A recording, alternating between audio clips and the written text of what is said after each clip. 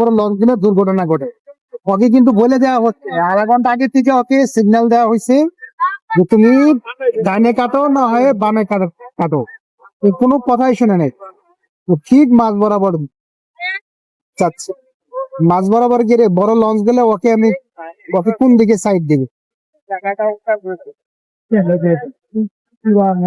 Vegetable company না ভাড়াগুলা দিতে আছে আধুনিক করার দ্বারা।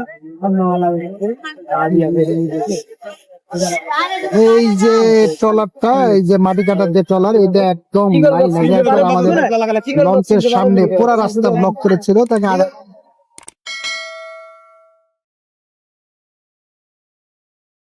আমার সামনে আরেকটা আছে।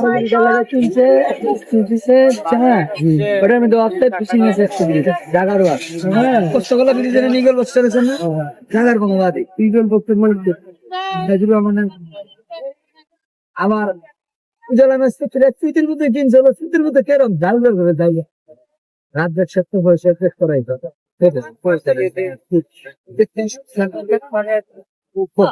শীতের মধ্যে রিপেয়ারিং এর কথা কয়া